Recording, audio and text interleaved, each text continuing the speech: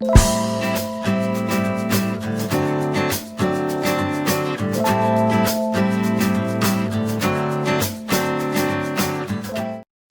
Bapak Ibu yang dikasihi oleh Tuhan Yesus Kristus. Hari ini saya mau membagikan berkat firman Tuhan tentang nama-nama Allah dalam Alkitab, atau nama Tuhan dalam Perjanjian Lama dan Perjanjian Baru. Sebab ada yang bertanya, waktu mereka membaca firman Tuhan, ada kata Tuhan, huruf besar semua, T-U-H-A-N-nya huruf besar semua. Ada Tuhan T huruf besar, tapi U-H-A-N-nya huruf kecil. Ada juga kata Allah dalam Alkitab. Lalu apa bedanya Pak Pendeta? Itu sebabnya saya tertarik untuk menjelaskannya bagi kita sekalian. Nah, kita membaca dulu dalam Kejadian pasal yang kedua ayat yang keempat. Dikatakan begini, demikianlah riwayat langit dan bumi pada waktu diciptakan, ketika Tuhan Allah menjadikan bumi dan langit. Kata Tuhan di situ T-U-H-N huruf besar semua. Itu berarti kalau kita lihat dalam bahasa Ibraninya, maka itu Yehova atau dari kata YHWH.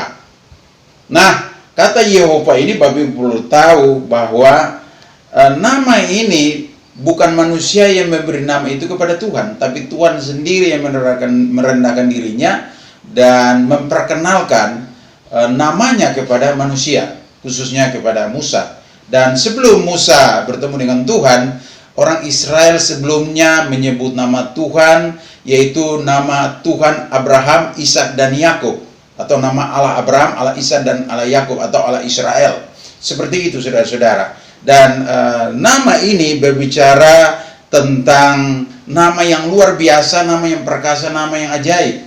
Dan ada, Bapak Ibu perlu tahu bahwa YHWH itu ada kumpulan nama-nama Tuhan yang ada di situ. Perlu saudara tahu kumpulan nama-nama Tuhan yang ada di situ, yaitu mungkin saudara pernah dengar Yehova Jireh, mungkin saudara pernah juga dengar Yehova Ra'ah atau Yehova Tzidkenu, Yehova Tsefarot, dan lain-lain. Itu adalah gabungan nama-nama dari YHWH. Ya. Dan yang berikut saya mau kasih tahu tentang satu lagi, ya, itu dalam Kejadian pasal 1 ayatnya yang pertama. Kejadian 1 ayat yang pertama dikatakan begini. Pada mulanya Allah menciptakan langit dan bumi. Dikatakan pada mulanya Allah. Allah di situ diterjemahkan dalam bahasa Ibrani Elohim. Ya, Elohim. Itu Elohim adalah bentuk jamak Ibrani yang biasanya diartikan sebagai kejamakan dari kemuliaan. Ada banyak sih orang menjelaskannya, dan saya percaya bahwa Bapak Ibu juga sudah memahaminya. Tetapi kalau kita melihat gabungan nama-nama dari Elohim, mungkin Bapak Ibu pernah dengar El Shaddai, Bapak Ibu mungkin pernah dengar El Elyon, Bapak Ibu mungkin pernah dengar El Olam atau El Roy, ya. Kita pernah, itu adalah gabungan nama-nama dari Elohim. Nah, berarti sampai di sini kita sudah mengerti bahwa kalau Yehova, gabungan nama-nama adalah Yehova Nisi, Yehova Rafa, Yehova Jireh, Yehova Tsefaot, Yehova Tzidkenu, Yehova Syama. Nah, itu berarti itu adalah gabungan nama-nama dari YHWH atau Yehova. Kalau El Shaddai, El Olam, El Elyon, itu berarti gabungan nama-nama dari Elohim. Mungkin Bapak Ibu mau tanya kepada saya, Pak, El Shaddai itu apa? El Shaddai itu adalah sebagai zat atau Shaddai, saat itu berarti gambaran dari gunung yang tinggi atau perkasa, atau gambaran dari seorang wanita yang memiliki buah dada yang besar untuk memberikan susu bagi anak-anaknya sampai berkelimpahan. Perlu Bapak Ibu tahu juga El Elyon artinya Allah yang maha tinggi, ya. El Olam Allah semesta alam, Allah yang kekal, dan El Roy artinya Allah yang melihat. Itu adalah di gabungan nama-nama Elohim. Nah, luar biasa lagi ada satu yang kita mau baca, yaitu di dalam firman Tuhan Kejadian pasal 15 ayatnya yang kedua. Kejadian 15 ayat yang kedua dikatakan seperti ini. Abraham menjawab, "Ya Tuhan Allah." Kata Tuhan di situ T huruf besar, UHN-nya huruf kecil. Itu berarti diterjemahkan dalam bahasa Ibrani adalah Adonai. Ya. Adonai. Adonai itu apa, saudara-saudara yang dikasih oleh Tuhan? Adonai adalah engkau Tuhan, saya hamba. Saya hanya pengelola. Engkau penguasa, engkau pemilik segala sesuatu. Engkau Tuhan di atas segala yang dipertuhankan. Kan banyak orang menganggap yang lain itu adalah Tuhan. Batu bisa dianggap Tuhan, pohon dianggap Tuhan. Itu maksudnya Tuhan. Jadi Adonai artinya Tuhan di atas segala yang dipertuhankan. Itu maksud saya. Dan saudara dikasih oleh Tuhan kita Yesus Kristus, kalau kita melihat di dalam perjanjian baru, maka dalam Galatia pasal 3 ayatnya yang ke-20, saya membacakan bagi kita sekalian.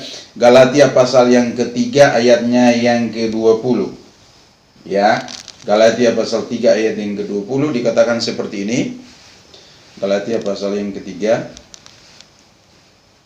dikatakan, seorang pengantara bukan hanya mewakili satu orang saja, sedangkan Allah adalah satu. Ya, saudara-saudara dikasih oleh Tuhan. Jadi kata Allah di sini diterjemahkan dalam bahasa Yunani dipakai kata theos. Ya, kata theos. Ya.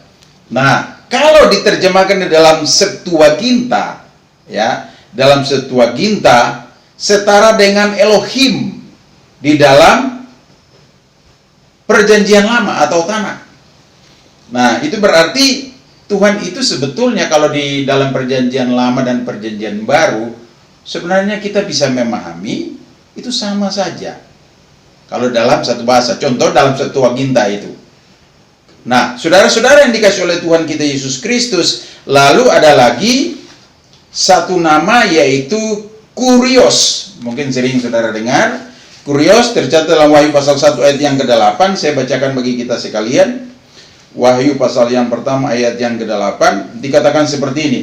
Aku adalah Alfa dan Omega, firman Tuhan Allah yang ada dan yang sudah ada dan yang akan datang, yang maha kuasa. Ya, dikata Tuhan di situ terjemahan aslinya atau bahasa Yunani pakai kata Kurios. Dan Kurios ini Bapak Ibu yang dikasih oleh Tuhan Yesus Kristus, kalau kita lihat di dalam Septuaginta, di dalam Perjanjian Lama setara dengan YHWH. Ya, saudara-saudara dikasih oleh Tuhan. Lalu nama Allah dalam Perjanjian Baru satu lagi, 1 Korintus 8 ayat yang ke-6, saya bacakan bagi kita sekalian. 1 Korintus pasal yang ke-8 ayatnya yang ke-6. Ya. Demikianlah firman Tuhan. 1 Korintus pasal 8 ayat yang ke-6. Namun bagi kita hanya ada satu Allah saja, yaitu Bapa yang daripadanya berasal segala sesuatu, dan yang untuk Dia kita hidup, dan satu Tuhan saja, yaitu Yesus Kristus, yang olehnya segala sesuatu telah dijadikan dan yang karena Dia kita hidup. Jadi saudara-saudara dikasih oleh Tuhan, dikatakan sekali lagi, namun bagi kita hanya ada satu Allah saja, yaitu Bapa. Nah, Bapa di sini saudara-saudara bahasa asli menggunakan kata pater. Ya. Jadi Tuhan itu dipanggil Bapa, pater dalam terjemahan bahasa Yunani aslinya.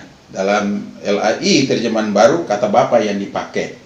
Jadi itu sebabnya kita memahami bahwa Tuhan kita itu bisa dipanggil Bapa. Itu berbicara tentang kedekatan, dan Dia bertanggung jawab atas ciptaannya, pemelihara, dan yang memberi kehidupan bagi kita sekalian. Ada satu lagi yang saya mau bacakan kepada kita sekalian di dalam kitab Wahyu pasalnya yang ke-6. Ya, Wahyu pasal yang ke-6 ayatnya yang ke-10 dikatakan begini. Dan mereka berseru dengan suara nyaring, katanya, berapa lamakah lagi ya penguasa yang kudus dan benar, engkau tidak menghakimi dan tidak membalaskan darah kami kepada mereka yang di bumi. Dikatakan begini saudara, ya penguasa yang kudus. Jadi perjanjian baru dalam terjemahan Yunani dipakai kata despotes. Despotes adalah penguasa. Jadi Tuhan sebagai penguasa. Ya. Dia penguasa, raja segala raja. Ya, itu sebabnya saudara-saudara yang dikasih oleh Tuhan, Kalau kita mengenal Tuhan, kita akan menjadi kuat bahwa Tuhan kita itu dahsyat dan ajaib, luar biasa, perkasa, sanggup melakukan segala perkara. Pada waktu kita mempelajari tentang nama-nama Tuhan di dalam Perjanjian Lama dan Perjanjian Baru, maka kita mengambil satu kesimpulan bahwa Tuhan sudah menyatakan dirinya, namanya, mewahyukan dirinya dan namanya, supaya kita lebih mengenalnya lagi. Sebab Alkitab berkata dalam kitab Daniel, dan umatnya yang mengenal Tuhan, mengenal nama Tuhan, dia akan kuat dan dia akan bertindak di akhir zaman ini. Tuhan memberkati kita sekalian. Amin. Untuk firman.